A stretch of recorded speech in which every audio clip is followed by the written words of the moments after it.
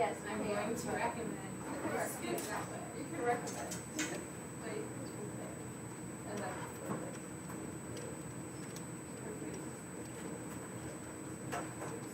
All right, we are into lesson number 6. Into lesson number 6, we're calling Kings. This is our second part of Act 2. Before we get into the lesson proper, we need to do some review. There we go. What are the 4 parts of any drama? Yeah. Setup, problem, road, restoration. Close. Return. The setup, problem, road, return. What's the road?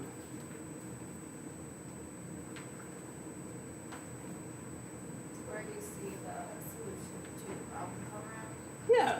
Rather than just jumping to the solution, it is the process by which the solution comes, right? And then the return is what it looks like with the solution now in place and how we get back to the status quo or we establish a new status quo. So when we're talking about the setup, the problem, the road, and the return, we're talking about Scripture. So what do we call those 4 pieces when it comes to the Bible? What is the setup of the Bible? Righteousness. Things are right. That God made the relationships, God made the creation, God made humanity, and everything was right. Then we have a problem. What's the R word that we came up for the problem? Rebellion. That humanity rebelled against God. What is the R word for the road?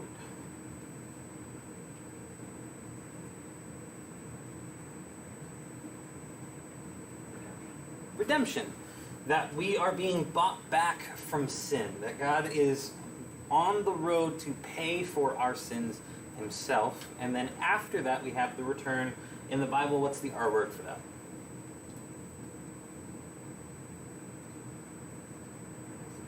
Restoration. How are things going to be restored? That's going to be particularly important today as we talk about our scenes of Act 2 and scenes 3 and 4. Specifically remembering that this part of the story, the road, is about how is God going to redeem humanity and how is God going to restore humanity. Make sure you have that in your mind. How is God going to redeem humanity, buy humanity back, pay for humanity's sins, and how is God going to restore humanity, bring about the right that was lost. Let's make sure that we remember the scenes that we've talked about so far. We've actually talked about 8 already. What was the first one? Before time, somebody give me a 1-sentence summary. What do you know about before time? There was God. There was God. Nice. What's the next scene? Creation. What was the hand motion? Here we go. Creation. Give me a 1-sentence summary of creation.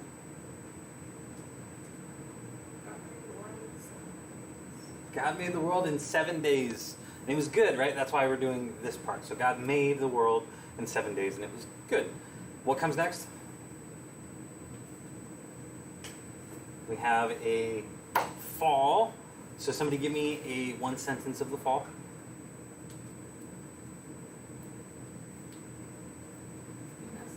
We messed up. I like it. What comes after the fall? The hand motion was this. What did we call that scene? Flood. Somebody give me a 1-sentence of flood. It was bad. It was bad. So God sent the flood, wiped out most of the world, and restarted things. Kicked off things with Noah, giving the same commands to Noah that he gave to Adam.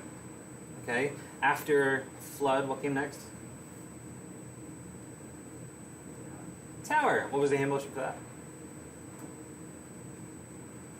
You were perfectly in sync doing it at the exact same times. Yeah. So we have the tower and then spreading out. So what's the sentence that you could tell me? What could you tell me about tower?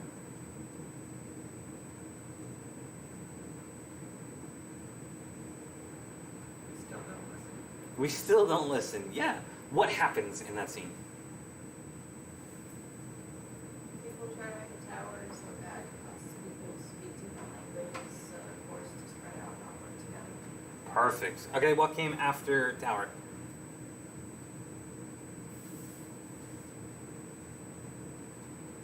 Not quite yet. There's one in between. There we go. We have a pinky promise. So, one sentence summary. What happens in the promise? Who promises what to what? To who?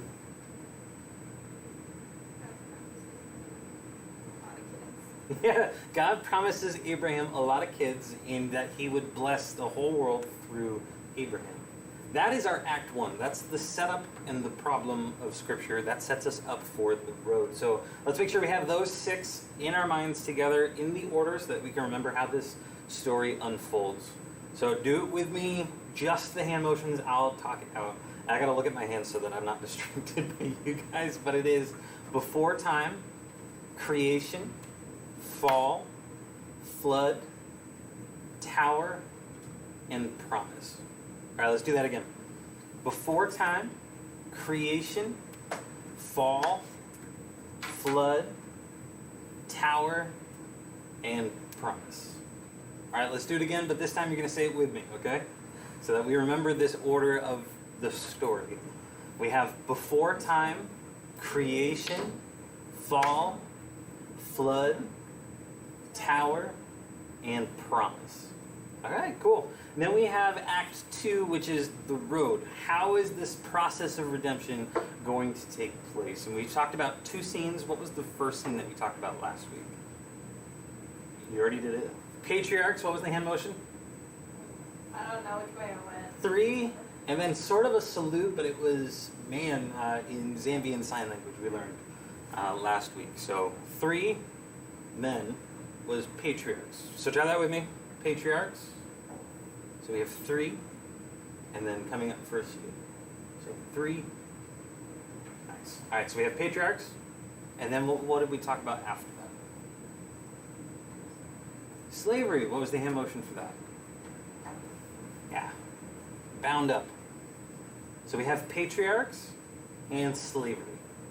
All right, we're going to try all 8 together. Out loud with your lips and with your hands. All together, starting from the very beginning. Okay, so before time, creation, fall, flood, tower, promise, patriarchs, and nice, slavery. You guys did it. That was good. All right, let's hop into today's scenes. Following slavery, what do you think we could call the next scene? Yeah, what do you think we would call it? Release. That's probably a good term for it. What is the biblical term that we see next? It's the 2nd book of the Bible. Exodus. That is where we are at. So if you want to open your Bibles to Exodus 2, I have some questions for you there. If you don't have a Bible, you might be able to slide next to somebody who does have a Bible, and they might be willing to share with you. But if you want to look at Exodus 2, let's talk through it together. So we've been following the family of Jacob, right? Jacob's family. He was the 3rd patriarch. His wife's name was...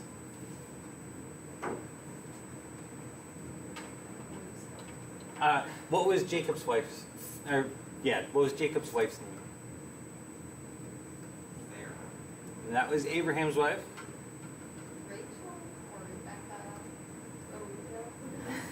Rebecca? We have Rachel, and her favorite, Jacob's favorite son by Rachel was Joseph. Joseph is 2nd in command and is able to help Jacob's family move to Egypt and survive a famine. Through hundreds of years in Egypt, they are slaves and they're not being treated very well, and that's how we come to this. So we have a member of Jacob's family. And a member of Jacob's family gets married to another member of Jacob's family, and they have a baby. Look in Exodus 2, verses 1 through 4. What do they do with that baby?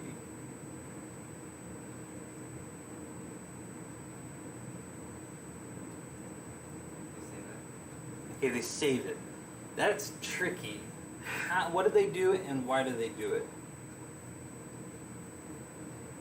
They hide it in the river because Pharaoh wanted all babies to be killed.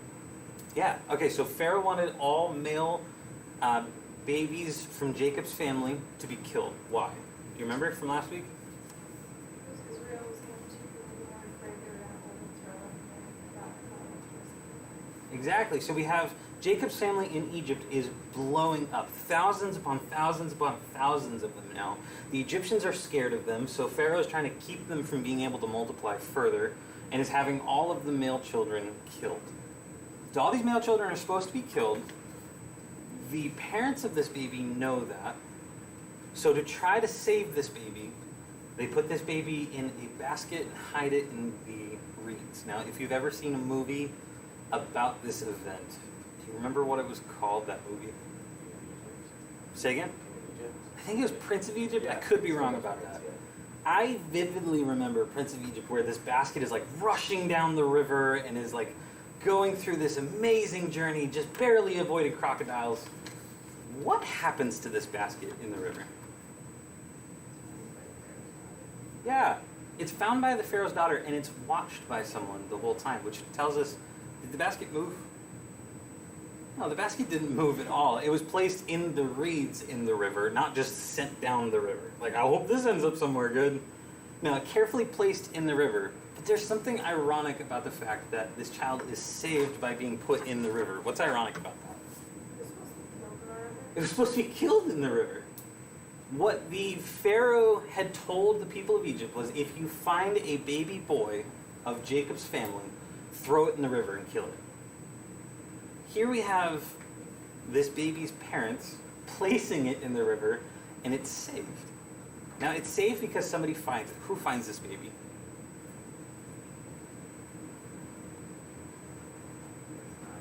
Pharaoh's daughter. Pharaoh's daughter finds it. You can find that in verse 5. Take a look at verse 5. You see that Pharaoh's daughter finds the baby, but she doesn't go get the baby. Who does? One of her mates. Nice, one of her maids. So she sends a servant to go get the baby, and Pharaoh's daughter is probably not thinking, oh, that's so weird, a free baby. What would she have been thinking?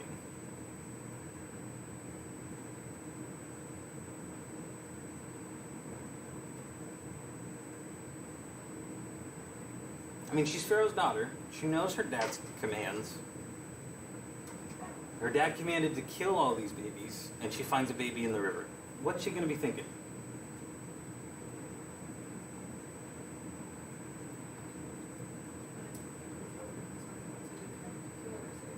Right. She would have known this was a Hebrew child. And in fact, you can see that in verse 6. She says, this is one of the Hebrew children. She knows what she's doing, and she doesn't throw it in the river. So, was she doing something legal or illegal? Illegal. And this is the Pharaoh's daughter. So the daughter of the person in command who gave this order, she is now ignoring her dad's order and is saving this baby instead. So somebody notices that Pharaoh's daughter has this baby now. Who notices? Take a look.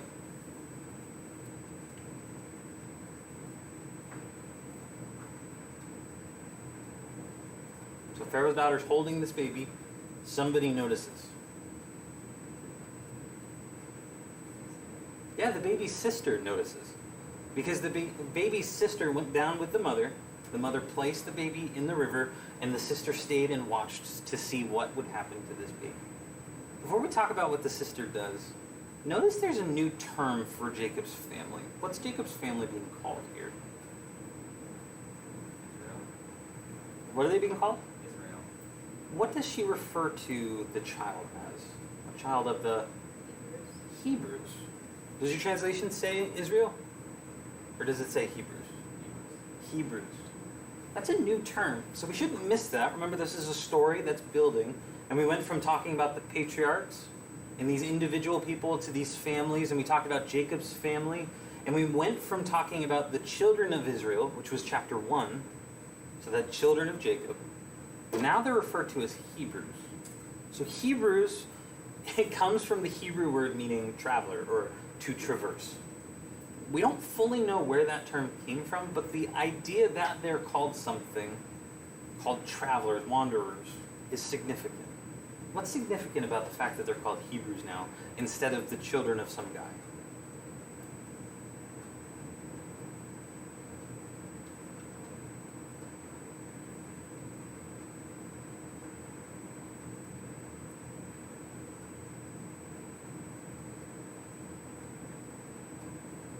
What do you think?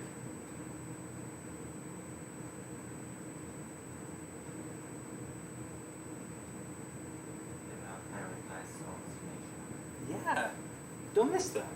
They're referred to as Hebrews now. And the Hebrews weren't a nation yet, but they're referred to as a people group, almost like an ethnicity. Like those are Hebrews. They have moved from being viewed as a family to being viewed as a collection of families in its own ethnicity. Why is that significant for this overall story? Remember the promise to Abraham. What was the promise to Abraham?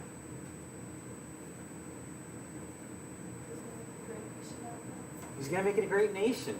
This is God doing this. And that we see in Egypt them going from a small family of 13, 14, somewhere around there, to now thousands of people that are referred to as their own people. Okay, so back to the individual story. There's a baby being held by Pharaoh's daughter, and the baby's sister recognizes that Pharaoh's daughter has this baby, her brother. So she runs over to Pharaoh's daughter and asks a question. Take a look in Exodus 2. What was the question?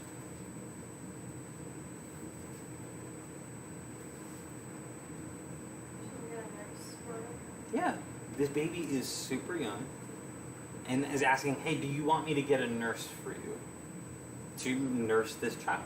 So Pharaoh's daughter says yes.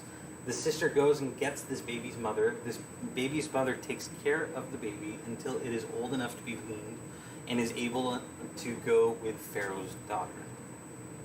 So this baby gets named in verse 10. Who names this baby?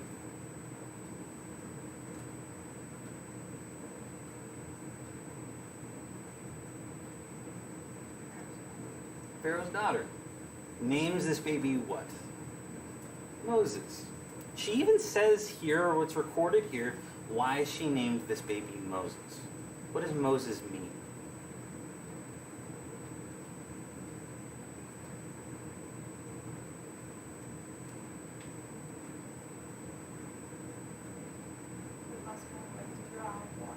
Yeah, she says, I named it Moses because I drew him out of the water.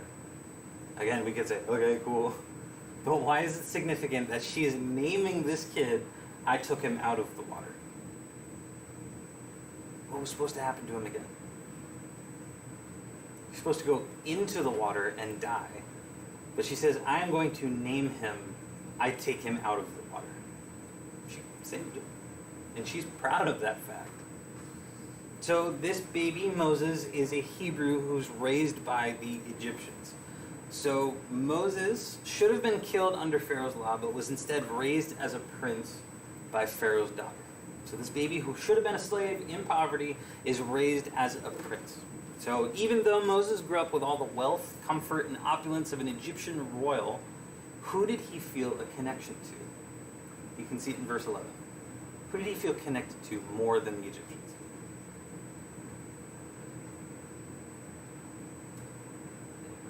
The Hebrews. Okay, so he should have been a slave, he's raised as a prince, and he feels more connected to the slaves. And we see how connected to these slaves he feels in verses 11 and 12. In one particular instance, Moses sees an Egyptian who is beating a Hebrew slave. And what does he do? Kills. Yeah, we have a slave and we have a slave owner. We have a Hebrew and we have an Egyptian. And Moses is faced with this consequence of, do I go with the Egyptian and let this keep happening, or do I go with the Hebrew and stop this from happening? And he chooses the side of the Hebrews instead of the Egyptians. So Moses thinks nobody is around. It says he looks both ways, he checks, makes sure they're alone, and when they're alone, he kills the Egyptian and buries him in the sand. But the next day, he goes and talks with some more Hebrews, because two Hebrews are now fighting, and he's trying to separate them out from fighting, and they say something to him. What do those two Hebrews say to him?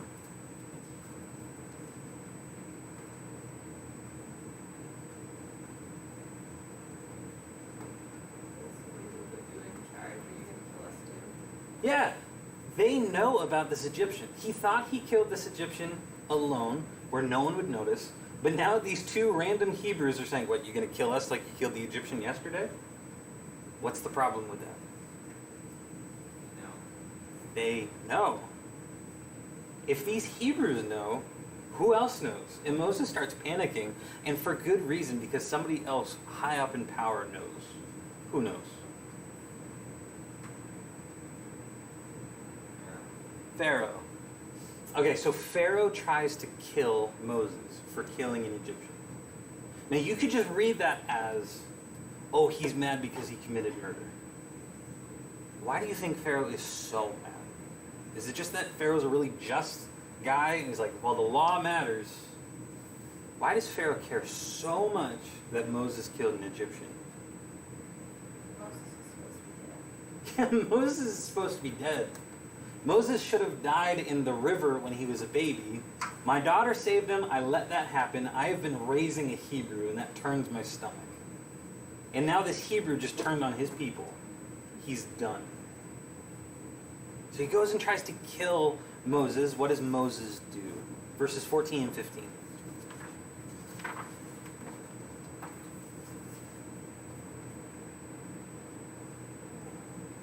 He ran away. Where does he go? Midian. Was that from memory or did you see? No, I recognize. Oh, okay. You said it like you were trying to remember it. Yeah, he goes to Midian. In Midian, Moses does something nice for someone, and they get close. They get to be good friends, and Moses marries his daughter. His daughter's name is Zipporah, and they have a child together. Moses' first child is named Gershom. Just tuck that in your back pocket while you're trying to think of baby names in the future. Highly recommend Gershom. It's a great, strong name. You can even name a child like Moses Gershom. Something. That's pretty good, right? Okay, anyway. While Moses is building his family up in Midian, the Pharaoh that was trying to kill Moses dies. So Moses could go back. The person who had it out for the Hebrews specifically is dead. That could be a good thing, except what happens to the Hebrews? You can look in verse 23. What's going on with the Hebrews? We have a Pharaoh who dies. He's the one that hated the Hebrews. This should be good news. But in verse 23.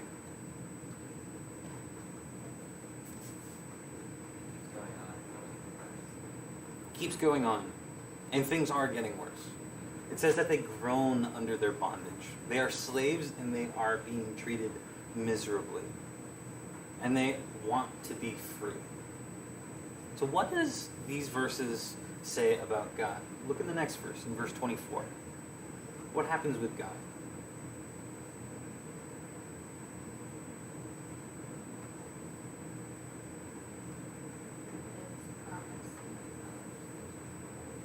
Yeah.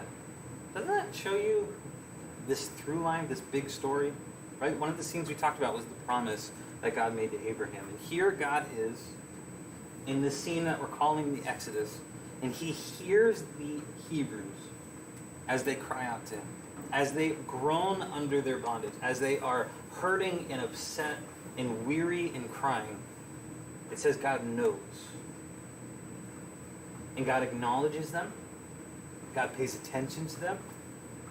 And God remembers his promise to Abraham. What does the promise have to do with anything going on with the Hebrews right now? What's the connection? Why is God thinking about his promise now, while the Hebrews are in so much pain? Because his promise wasn't, you guys will always be happy. They're unhappy, and he's thinking about his promise.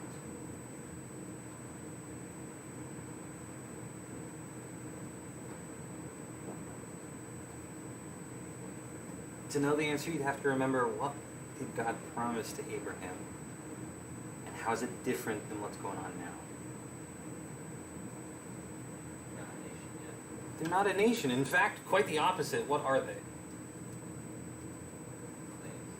They are slaves to another nation. They are not their own free, great nation that God promised Abraham that they would be. And they are slaves. They are groaning under this slavery. They are sick of this slavery, and it hurts, and they are being killed by the dozens, the hundreds, the thousands. Their children are being wiped away. Their homes are broken into. They're not given enough food. They're not given the materials they need to do the work. They are hurting.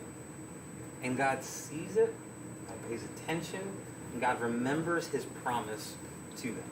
That I said, I will make you a nation. So when the author takes time to say God is paying attention and God remembers his promise, we should expect the next thing that God does to be pretty important. So take a look in the next chapter. What's the next thing that we see God do?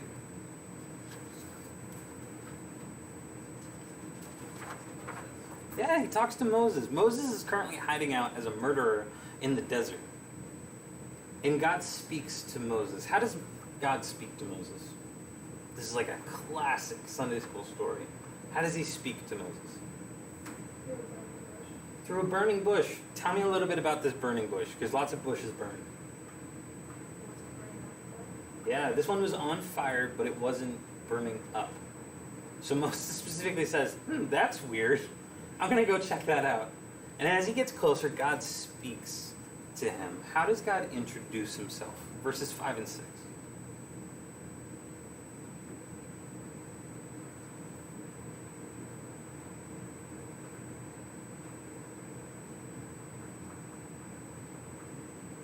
Says he's the God of your father, Abraham and Isaac and Jacob. Yeah, so he lists 4 people. What 4 people?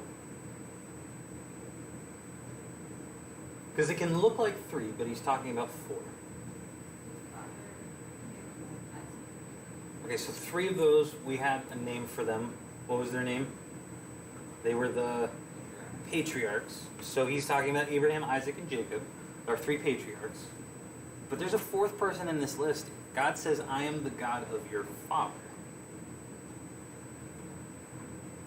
Moses is probably listening pretty intently now, because Moses has grown up with a split identity.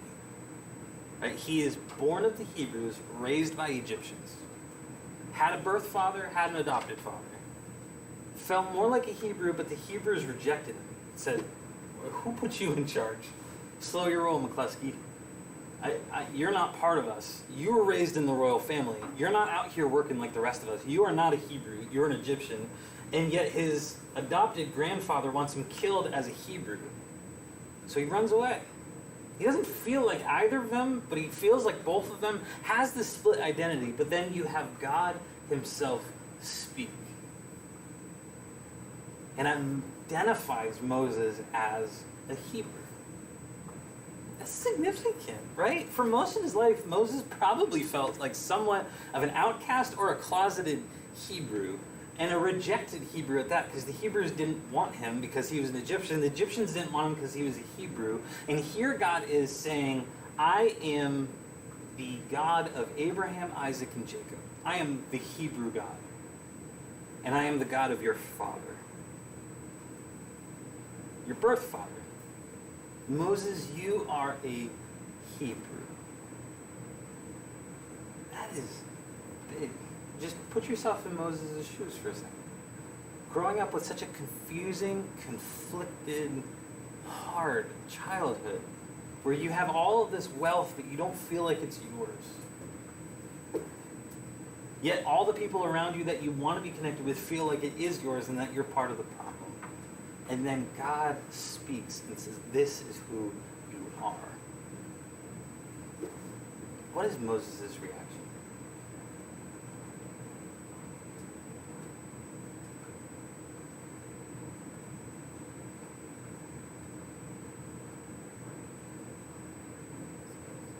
Say again? Yeah. Moses' reaction is not, oh, cool. It's awe and it's worship. And he's afraid to even look. Where he went to the burning bush because he's like, that's weird. I'm going to go take a look. God speaks and Moses is like, I can't look. I'm afraid. And he takes off his sandals because this is holy ground. God commands him and says, this is a special place. Take off your shoes, so show some respect. Moses goes even further, shows even more respect. He believes that this is God. Right? I mean, Moses didn't grow up as an atheist. He would have believed in the Egyptian gods, or would have been taught to believe in the Egyptian gods. And the Egyptian gods have hundreds of different gods that this could be talking, but this God says, I am not the Egyptian gods. I am the Hebrew God. And he believes and chooses to show honor to the Hebrew God. Instead of all the Egyptian gods his family would have wanted him to believe. So look at verses 9 and 10.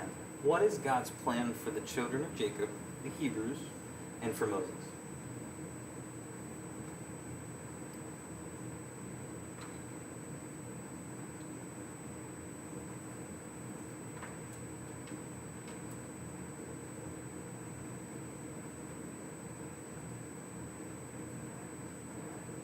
Bring the children of Israel out of Egypt. Yeah, he's going to bring them out of Egypt and to a specific place. Not just out, but out of one and into...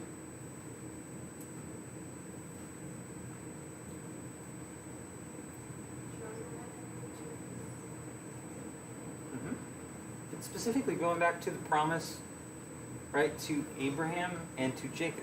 God says, I am going to give you a specific land. That is part of the promise. This land is part of the promise. And here God says, I am going to give them the land that I have promised to them. Now is the time. 400 years have passed. 400 years of being slaves is done. 400 years of being in Egypt is done. Now is the time I'm going to fulfill this part of my promise. And I'm going to take them out of Egypt, and I'm going to place them in the land that I already promised to Abraham and to Jacob. And where is Moses going to fit in with this plan?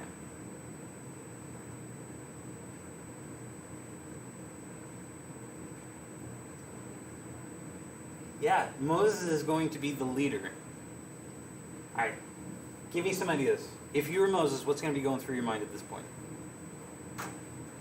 God says, the time is now. I'm going to fulfill this part of my promise.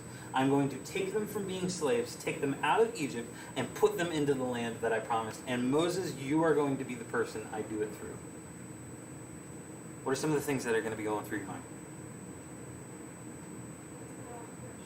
Yeah, that's a lot of pressure. And Moses shows that. We could go through several chapters of a back and forth that Moses and God have. And Moses says, I can't do it. God says, you're going to do it. I cannot do it. Moses says, God says, you are going to do it, and I'm going to have you do it.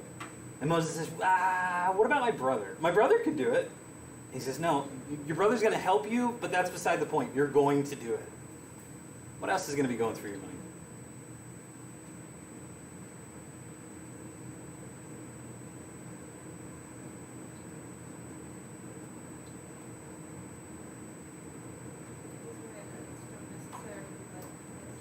Yeah.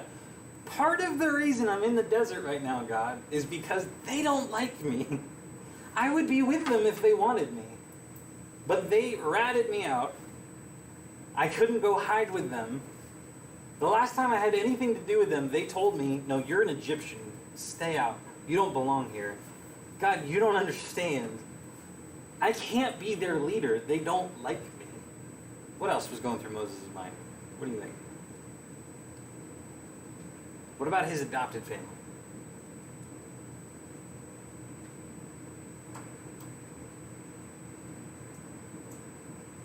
Probably doesn't want to come back to him. Yeah.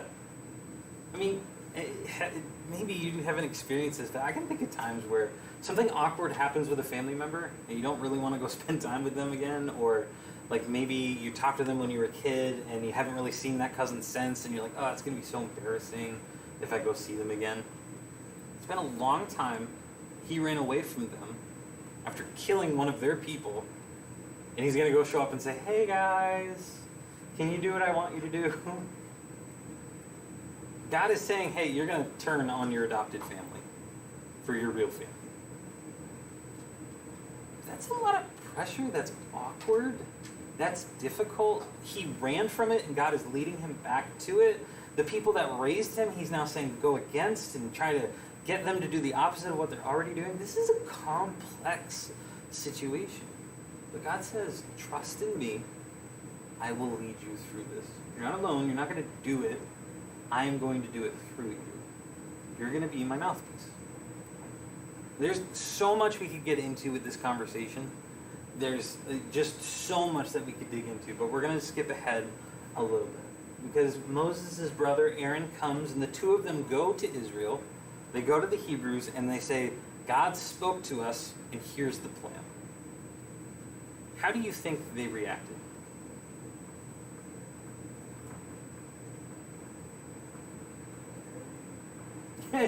You would expect them to think, you're crazy, you're a murderer and a fugitive and an Egyptian royal that's gone rogue. Why are we supposed to listen to you? But do you know what they actually did for a response? They believed Moses and Aaron, and they worshipped. They just stopped what they're doing and worshipped God when they heard. And they said, God has spoken to Moses and Aaron. He's given us a plan. He is getting us out of here. God, do it. We believe you. Let your plan happen. So Moses goes and has a conversation with the Pharaoh that is now in charge. And how's that conversation go? Say again? Not well. Not well. Moses says what to Pharaoh? Let my people go. Pharaoh says, and Moses says, but please. And Pharaoh says, no, I'm not doing that. I'm not letting thousands and thousands and thousands of my slaves go. That's going to ruin everything for us. I'm not doing that. So God sends some things to convince Pharaoh. What does he send? Plagues. How many? How many plagues? 10 plagues. He sends 10 plagues, and what's the last plague that God sends? The angel of death. Yeah, we call that the Passover. Right? That an angel of death takes the firstborn child of every family who has not taken this action, this step of faith, and painted blood on their front door. A weird, strange action, but a sign of faith. That God is who he says he is, and that God is doing what he is doing. Something interesting about the 10 plagues is that they connect to all of the different Egyptian gods. Where the Hebrew God, our God, the God of Abraham, Isaac, and Jacob, sends plague after plague after plague, saying, I am better than this God, I am the real version of this God, I am the real version of this God, I am over everything. You have no God to rely on. There is no one greater than me. Egyptians, you need to listen to me. He sends this 10th and final plague, where the firstborn of every family who is not following, not believing in the true God dies. So Pharaoh decides, okay, I will let these people go. Jump back one more second to what Moses said to Pharaoh. What did we say Moses said to Pharaoh?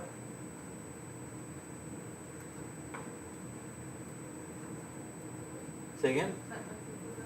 Yeah, okay, so it's super easy to just think, let my people go. No, let my people go. No.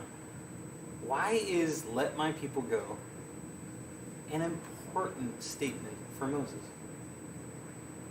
Recognizing who he is. He's recognizing who he is, who God says he is, and is believing it and trusting it and saying, the Hebrews are my people. It is wrong to treat them like this. God has a different plan for them. We are going to follow God's plan, and I am a part of them. It's not, I'm an Egyptian, we should let those slaves go. It says, I am a Hebrew, let my people, the Hebrew people, go. So Pharaoh agrees. The Hebrew people start to leave, and it's not too long until the Pharaoh changes his mind and sends an army after the Hebrews. So this army is hot on the heels of the Hebrews, and in front of the Hebrews is a sea. So we have a sea in front, we have wilderness on either side, and an army behind them. What does God do to help the Hebrews? Yeah, he splits the sea so that the Hebrews can walk through it.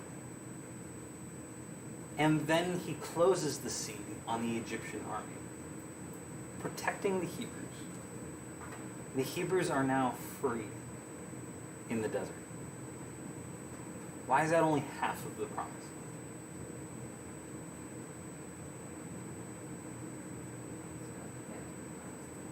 Yeah. Remember, the promise was to be free from Egypt and into the promised land. We are halfway there, but don't miss how important that first half is. How much of being in the desert would have happened if it were not for God? Would it have happened? No, it happened because of the plagues. It happened because he talked to Moses. It happened because he opened the sea. The only reason that they were free in the desert was because God did it. They could not do it on their own. God had to do it.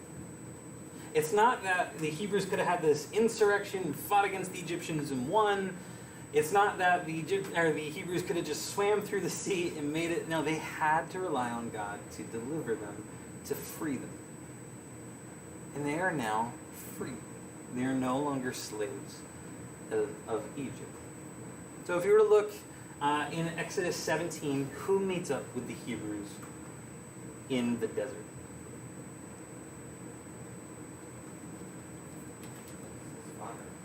Yeah, Moses' father-in-law. So his wife, his child, his father-in-law meet up with them. That's going to be significant for the next scene. But before we move on to the next scene, let's just talk with everything that we just talked about. What do we learn about God and his promise? What is God doing to fulfill his promise in this scene, Exodus?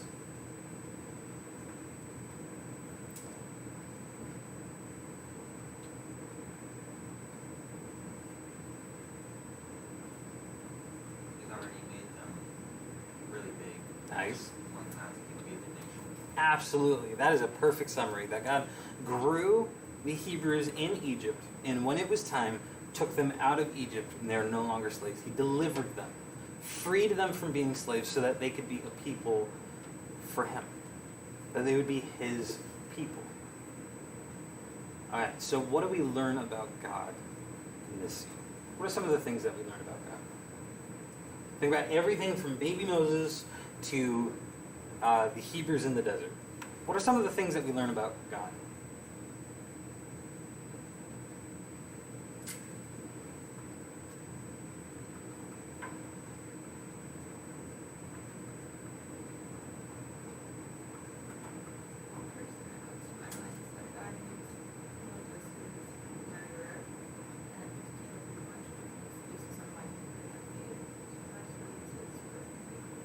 God uses broken people.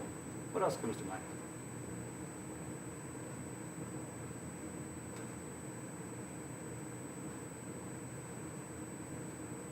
How about what do we learn about God with him saying to Moses, I am the God of Abraham, Isaac, Jacob, and your father?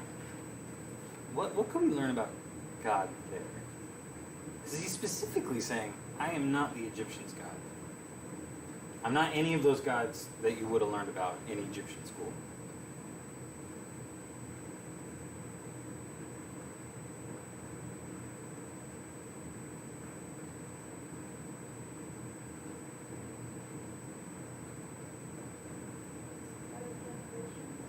God of generations. Yeah, he lasts.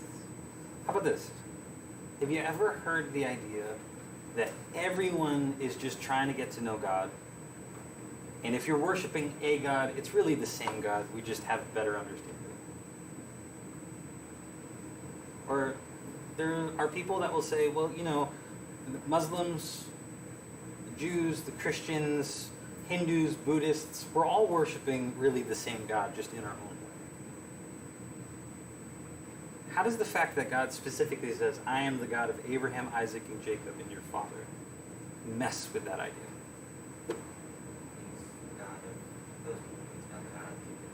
Yeah, basically God is saying, I'm not just a generic God, that whatever you do, you're somehow partially following me. He says, I'm a specific personal God. When you're worshiping Horus, an Egyptian God, you're not worshiping me. It's not that you're just mistakenly worshiping me. It's that you're worshiping something else.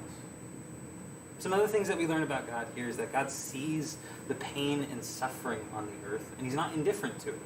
Right? When the Hebrews are suffering and they cry out, God hears them, God pays attention to them. We also learn that God is true to his promises, that he doesn't forget his promises, and that he acts on his promises. That when they were suffering, he remembered his promise. We see that God's action for correcting the evil in the world may not be what we expect. Right? I mean, think about it this way. You have thousands and thousands and thousands of slaves that are being mistreated. They cry out to God. The author says God hears them, God remembers their promise. And the next action is to talk to a murderer in a desert. Instead of just send a bunch of angels, kill all the slave owners, send his people out and be done with it. That's kind of what you would expect, right? This is God's people being messed with, and God should just end it and move on. But instead, God says, no. I'm going to talk to one person. And they're going to talk to everybody else. And this is going to take a couple plagues. And this is going to take some effort on your part. And I want you to show some faith. And then you are going to follow me through it. And you're going to have to trust and trust and trust and trust every step of the way.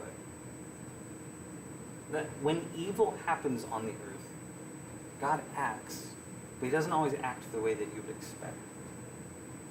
One last thing is that God is intimately involved with humanity. That God didn't just set it up and say, all right, get to it. But he recognizes the value of an individual baby and is part of that baby's life. And that he recognizes how these people groups and these ethnicities and these nations are interacting, and he's involved on that scale. So from the microscopic scale to the planetary scale, God knows the details, and he's active. What do we learn about humanity in this scene?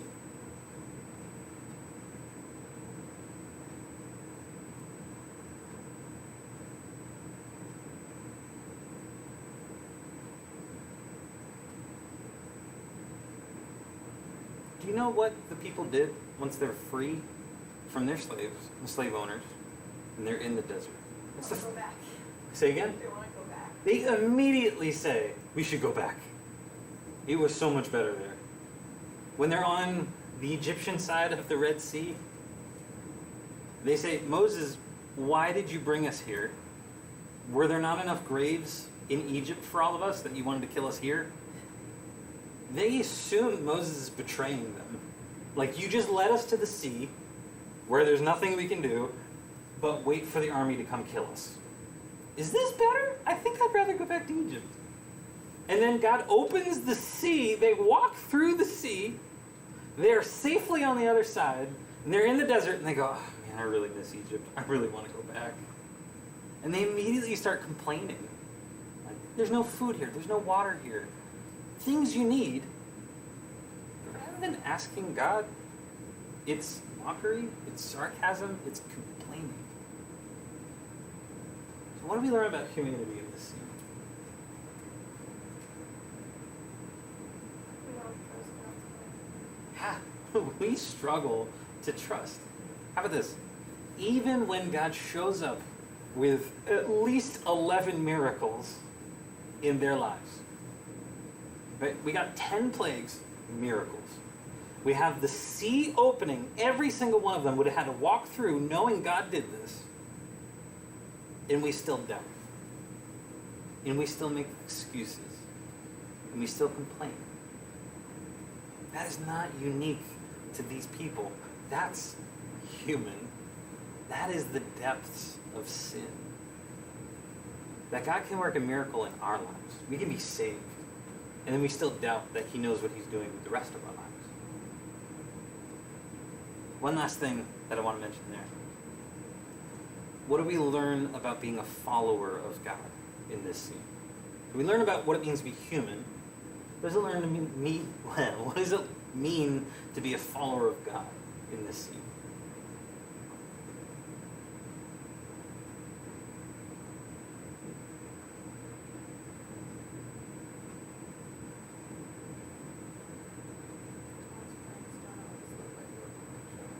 Nice. That's big.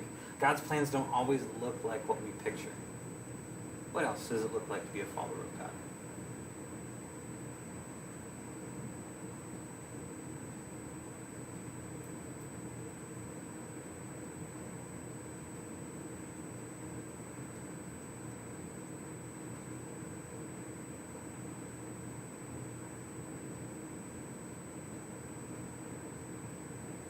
about this? God will use awful circumstances for his glory and his plan. When bad things are happening, it's not because God is like, there's nothing I can do about it. God is still in those moments working. One of the most beautiful verses in the New Testament, Romans 8:28, that God uses all things together for good. We see that in this scene. We also see that God will use people you wouldn't expect for his plans. That's true for Moses, the stutterer, murderer. But it's also true for Pharaoh and Pharaoh's daughter. And unnamed people like Moses' parents. Whether they're famous, infamous, or unknown, God uses people. To be used by God does not always look like being the leader up front speaking. Sometimes it's just doing the quiet, brave action that could get you killed and no one would ever write about you. Sometimes it is simply just having faith. But also, when we look at the people around us and we start to think, well, God could never use them, we need to remember that God can use anybody. Lastly, even when we can't see how God is working, God is working. Even when we can't see how God is working, God is working. Now again, think about being a slave who's just cried out to God, asking God to do something. The next day you wake up and you are still beaten and mistreated. Yet God is, unknown to you, talking to your future leader in the desert. You have no idea that a conversation is taking place. You have no idea what God is doing to prepare the way. But God is still working. God is not just working when you know how he's working. He is always at work whether or not you see how. There's some very important lessons to be learned in this scene. So before we wrap it up, we need a way to remember this particular scene in our big story. So what's a hand motion that we can remember?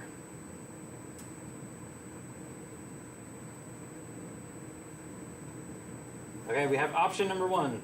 Some legs walking, Exodus. Because Exodus means leaving. One aspect of this, and I forgot to mention this before, but I want to mention it now, is that one thing that we learn here is that God is a deliverer. That God delivers his people. Instead of expecting them to rescue themselves, God is a rescuer. Instead of delivering themselves, freeing themselves, God is a deliverer. That helps set us up with the right mindset for the rest of the story as well. Which is why the Exodus is mentioned all throughout the Old Testament. We'll talk more about that next week. Well, what can we use? We have option number 1, which is some legs walking. We like that one? Okay, how do we feel about that? Alright, we're good with it. Alright, that means we have slavery and we have Exodus. Alright, I like it. Let's go for all of Act 2, which is just 3 scenes. So that means we're doing patriarchs, slavery, and Exodus. So what's patriarchs? 3 men. And then we have slavery, which is bound up. And then we have Exodus, which is walking. That's perfect. All right, who wants to close this in a word of prayer?